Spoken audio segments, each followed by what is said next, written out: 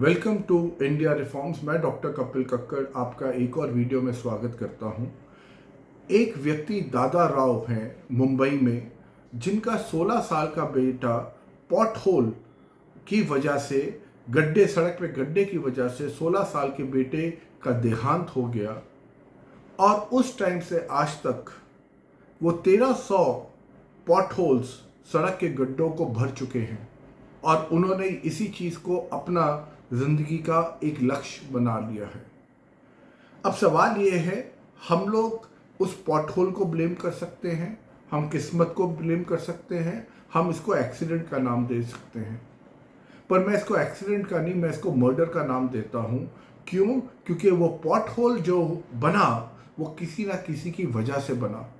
हमारे देश के अंदर गवर्नमेंट्स इतनी शातिर होती हैं कि जब वो आती हैं, और ये गवर्नमेंट्स की रिस्पॉन्सिबिलिटी होती है कि एक बेसिक इंफ्रास्ट्रक्चर प्रोवाइड करें, बट वो उस चीज़ को कैसे कवर अप करती हैं? दुर्घटना का नाम देके। उस चीज़ को, अपनी गलतियों को कैसे कवर करती है? किस्मत का नाम दे के। तब आप मुझे बताइए, जिस पॉट होल में वो दादा राव का बेटे का देहांत हुआ, या ऐसे बहुत सारे लोगों का देहांत होता है, स्पेशली मानसून्स के टाइम में, जब पता ही नहीं चलता है कि गड्ढे में सड़क है या सड़क में गड्ढे हैं, और इतने लोगों का जो देहांत होता है, उसके लिए रिस्पॉन्सिबल कौन है? उसके लिए सबसे पहले रिस्पॉन्सिबल है स्टेट गवर्नमेंट। उसके बाद कौन रिस्पॉन्सिबल है? वो जेई मेंटेनेंस डिपार्टमेंट का, जिसने अपना काम सही नहीं किया।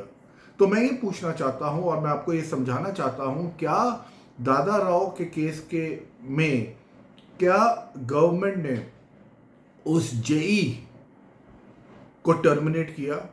क्या उसके ऊपर मर्डर का केस चलाया? क्या उसके ऊपर ऐसी कार्रवाई करी कि आज वो जेल में बंद है? आंसर होगा नहीं। ज़्यादा से ज़्यादा क्या किया होगा? या तो उसका तबादला कर दिया होगा या उसका सस्पेंड कर दिया होगा। तो जिन लोग, हमारे देश में लोगों को लगता है अरे सस्पेंड हो गया, देखो बहुत बड़ा काम हो गया। सस्पेंशन में मैं आपको बता दूं, इन लोग को फिर भी 50% सैलरी मिलती है जिनको सस्पेंड किया जाता है, और उसके बाद वो 1-1.5 साल में या 6 महीने 8 महीने बाद जब लोग भूल जाते हैं, वो रीइंस्टेट हो जाते हैं।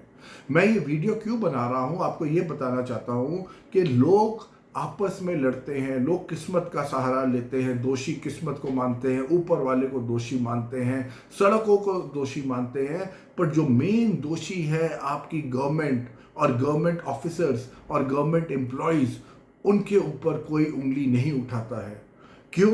क्योंकि एक तो उंगली उठाने का टाइम किसी के पास नहीं है, दूसरा आदमी यहाँ पे यूनाइटेड नहीं है। यहाँ पे अगर आपके साथ नहीं हुआ तो आदमी को लगता है भाई मैं क्यों बाहर आके मैं क्यों लड़ूं, मेरे साथ थोड़ी ना हुआ है। और वहाँ पे दूसरी तरफ गवर्नमेंट है, उनको मालूम है कि भाई आप उनका कुछ नहीं बिगाड़ सकते, क्योंकि यहाँ पे हमारे देश में people are fighting for survival. अब ये दादा राव का आप केस देख लीजिए, जो पैसा, बेटा तो उन्होंने, उससे बड़ी संपत्ति तो कोई हो ही नहीं सकती, बट बेटे के अलावा वो अपना अलग पैसा लगा रहे हैं, वो पॉटहोल्स को भर रहे हैं, जो कि काम किसका है?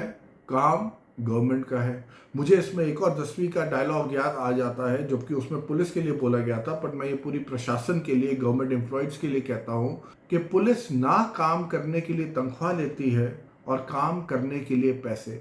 तो ये सिर्फ पुलिस के ऊपर नहीं है, ये आपका जितना प्रशासन है, जितने गवर्नमेंट ऑफिसर्स हैं, जो आपके टैक्स पेयर मनी से अपने घरों में घर चलाते हैं, वो लोग काम ना करने की सैलरी लेते हैं और काम करने के पैसे, और उनके ऊपर कोई हाथ उंगली कुछ उठाने वाला नहीं है। हाथ उठाएंगे तो आप जुडिशरी में जाएंगे कि गवर्नमेंट सर्वेंट पे उठाया, चाहे वो गवर्नमेंट सर्वेंट पब्लिक का मर्डर ही क्यों ना करते, क्योंकि वो गवर्नमेंट का दामाद है। He is like a son-in-law for the government of India, the state government. Nobody can touch him.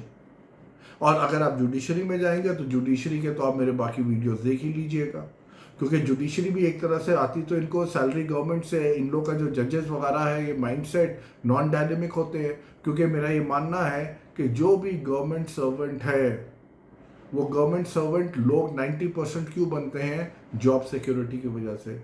तो जो खुद, जिनको अपने ऊपर विश्वास नहीं है, जिनको अपनी काबिलियत पे विश्वास नहीं है, इसलिए वो जॉब सिक्योरिटी पे जाते हैं, वो इस देश का क्या ख्याल रखेंगे और आप सोच सकते हैं क्या हाल करेंगे। और जो देश की डायनामिक जनता है, जो एंटरप्रेन्योर्स हैं, जो एम्प्लॉयमेंट जनरेट करती है, जो रिस्क टेकिंग एबिलिटी है, वो तक इन जो कि अंडर कॉन्फिडेंट इनसिक्योर गवर्नमेंट लोग हैं उनके सामने जाके नस मस्तक हो जाती है। Is that fair?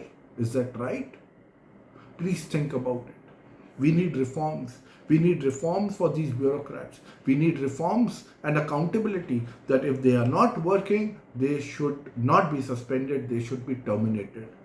इनका एक परफॉर्मेंस अप्रेजल होना चाहिए और गवर्नमेंट का ये होना चाहिए कि हर साल हमने कम से कम 5% लोगों को निकालना है। जैसे कॉर्पोरेट के अंदर 5 से 7% एक एट्रिशन रेट होता है, लोग खुद छोड़ के जाते हैं।